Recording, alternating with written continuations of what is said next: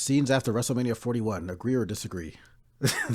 Okay, I freaking hope not. Yeah, the way how the story's going with the Jey Uso situation, it's just screaming underdog story. Like, I don't see Gunther winning that at all. The only way Jey loses is if freaking Hikuleo finally shows up and, like, screws him over or something. Best believe if Jey loses, it's going to be in the most overprotected fashion like we've ever seen. Anyways, name a way WWE can ruin this match. For me, if Rhea just straight up wins it back. She had the belt, lost it to Io. Then the match is supposed to be, as far as like, if you're going to honor the rules of how playing by the book, it should have been Io versus Bianca by WrestleMania, or for WrestleMania. But then somehow Rhea talked her way back into the match, which everybody knew it was obvious this is where it was going, but then they pretended like it wasn't going to happen and that she had to re-earn it. Bianca had to be special guest. That whole thing was a mess. Anyways, putting the belt back on Rhea immediately, WWE seems to not know what makes people turn on people. You already see people calling, like, superstars their name Hogan. Charlotte Hogan. Rhea Hogan. I've seen Bianca Hogan. If Rhea wins it again, best believe it's going to start. And it's kind of messed up that Bianca won a whole ass chamber and then has to not get a fair 1-versus-1, kayfabe-wise. Let's see what people said here. This should be interesting. Bianca winning. Yeah, Bianca's been getting hate recently. I guess the Rhea fans think that Bianca legit screwed her over. Even though Rhea came out and said herself that it was her fault. Had some like backstage segment where she was like looking, I don't know, I guess vulnerable or something. It looked like it's some kind of different character route they were going with her, trying to show a different side of her. But then no, she flip-flopped right back, blaming Bianca again. Have Rhea win. Have Rhea win. Not having Bianca win. Rhea wins. Having the IWC cry about it for weeks. Has already okay, whatever. Motherfuckers come to the IWC to cry about the IWC. Bitch, you are the IWC. Having Io lose. Rhea Hogan. See, this is what I was just talking about. Rhea Hogan, 76 likes. By giving the title to Rhea Ripley again. They already did by having Io in there. Hey, I'm one of the biggest Io fans. It was kind of weird giving her the title right here if she's not going to retain. So if that is the case, I don't know why they went this route. Anyways, who has been better as the overall wrestler? Okay, this is good. So in WWE context, from what we've seen, I'm not going to factor in Jacob's MLW or indie stuff. And for the most part, he's kind of shown a good example of like the kind of stuff he's able to do. You're seeing that moonsault and stuff like that. But who's been better as the overall wrestler? I'm actually going to go Braun Breaker here. It's really close. They're both hype as hell. But Braun, between his spear, I kind of like his style more. Like, people's complain about Jacob. Even though he's, like, the best Samoan or most hyped Samoan at the moment, he kind of still does share some of the same moveset as the rest of them. Aside from he's got the additional moonsault, like I said, and his, like, pop-up powerbombs hype, too. Or not powerbomb, Samoan drop. But the way how Braun been spearing lately, it seems like he's experimenting, like, doing more of a mid-air thing now. He doesn't spear. He does the javelin now. Okay, let's not call it that. But yeah, I'm picking Braun. Let's see what people think, though. This might be split. This is a hard one. Both are equally great to me. True. Both. I get it. Jacob Fatu. Wait. Oh, yeah. They said overall wrestlers. So people are going to factor in like character and stuff.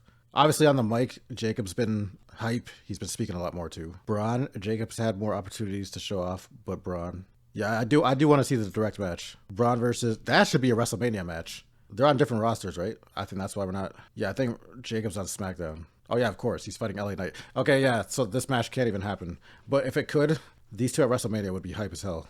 Who are you starting a company with? I mean, after everything I just said, I got to go with Braun Breaker again. I want to say he's like a good archetype to be like the main character, if you want to call it that. But again, every main character needs like a good rival. So it's like, I wish I could pick two people. Because obviously Will Ospreay's great too. He's crazy in the ring. But as far as like the idea of a person and character, I think I'd be able to write better for Braun Breaker.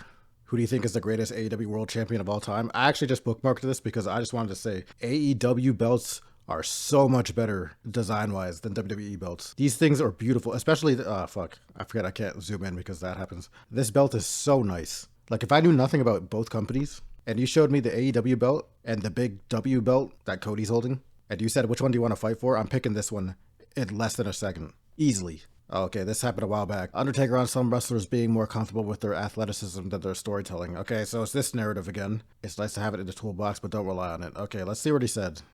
I always feel like in any given match, you're 1-2 inches away from something really catastrophic happening. Yes. Right? And you experienced it last night. You felt, Yeah.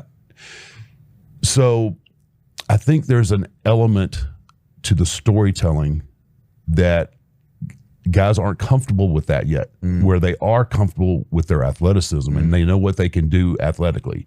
But what happens, my opinion, what happens is then the audience, that's what they expect. So So basically, be mid until the pay-per-view or the PLE, and then turn it up a little bit so that you look better than you actually are. To continually put, okay, so you did a Because if we're being real, all they mean by storytelling, nobody ever like intricately explains this, because there's not much, there's really not much more science to it other than what they're saying is sell like a knee or something throughout the whole match. back springboard moonsault onto the floor. Yeah. Okay, I've seen that now. Now what do you got? Yeah. You know what I'm saying? They get Yeah, and I've seen somebody sell the knee. What are we talking about? How many more stories are there to tell in the ring? This is what I hate about this argument. Like, I get what he's trying to say, but there aren't enough intricate different stories to tell that haven't already been told also. Let's say Cena versus Cody Rhodes at Mania, main event. They're going to tell a story in the ring by this logic, because they can't do anything too crazy impressive. So hypothetically in the match, what's the story going to be? The story is Cena's trying to get 17. So how do you portray that in the match that is something we haven't seen before? What, Cena's going to use cheating tactics? Like, we've seen that, just not from Cena. So it's like, it's nothing new either way you spin it. I guess what I'm saying is, like, top tier storytelling in the ring isn't even possible every single time unless an intricate enough story outside of the ring has been told that lends itself the ability for you to continue that aspect into the ring, if it makes sense. Oh, I know. Yeah. to you know, I mean, when you and Ricochet did the Mid-air collision. the clotheslines, it was like, oh shit, something that no one's ever seen. Yeah. Which is great. What ends up happening is a lot of times you might get yourself put in a box where I don't, you know, No backflips tonight? yeah, Yeah. but But working the headlock for 10 minutes? Now that's a story, because this guy's got a bad neck, and I'm on the edge of my seat to see if it's going to break. if they're invested in the character, and I think you've done a really, really, really good job of being who you are and in your platform and your social media and being that guy and not trying to be, well, let me tell you something, brother, kind of a guy. You're genuine. So I think people resonate, whether they love it, whether they hate you. I think you could get to a point where you didn't necessarily have to do that. Yeah. It's nice to have it in the toolbox, but don't rely on it. I don't want to ever do that move again. Yeah, I wouldn't blame you. No, I've never done that. Okay, this is why motherfuckers have 5 moves in the ring when it comes to WWE. Motherfuckers have 5 moves and don't be telling stories. Quite easy for him to say he had the most goated gimmick without needing to do much mic work. Beating his streak elevated no one. Exactly, I didn't even have to finish watching it. You go to my page, I just said wrestlers need to learn how to sell the fight. Just because you do a flashy move doesn't mean the person is unable to sell anything else. I don't know where this idea came from. Yeah, I don't know. If I'm missing something, somebody's explain it to me better, because either these guys aren't articulating it correctly, because I don't know. Moving on. They need to hurry up and ban this TikTok, bro. I don't know what this guy, well, I guess this title here, Kenny Omega is not better than Del Rio. Okay, first of all, that's already crazy. So let's see whatever this guy's spewing. Wrestling hot take. Kenny Omega. Okay, before I start, this is definitely a wrestling hot take. Potentially scorching. Let's see if he has a good argument, though. Wrestling hot take. Kenny Omega. Any version of Kenny Omega versus Alberto Del Rio in 2011. I'm taking Alberto Del Rio every time. Nobody cares about Kenny Omega, bro. If Kenny Omega ever went to the WWE, nobody would care about him. That's a lie. People act like they don't care, but they peeking, they waiting, they be hate watching AEW, looking at the talent who they wish to see in WWE. This has historically been the case, not even just with AEW, with TNA. They always want the big stars to come over to WWE because they know. Maybe now because Triple H will probably give him a push soon as he come, but after a while, the fans ain't gonna care about him because he talk with a lisp a little bit. Like, I don't know, like. What, like Cody Rhodes? Like, he just talk weird. Like, I don't know. Like, I can just tell he a fake. What? he a actor. Like, he, with his promos, I can tell he just trying too hard. Alberto Del Rio was naturally an asshole, bruh. No cap. So we got Logan Paul at home. I'm taking JBL over Kenny Omega. I'm taking Alberto Del Rio over Kenny Omega.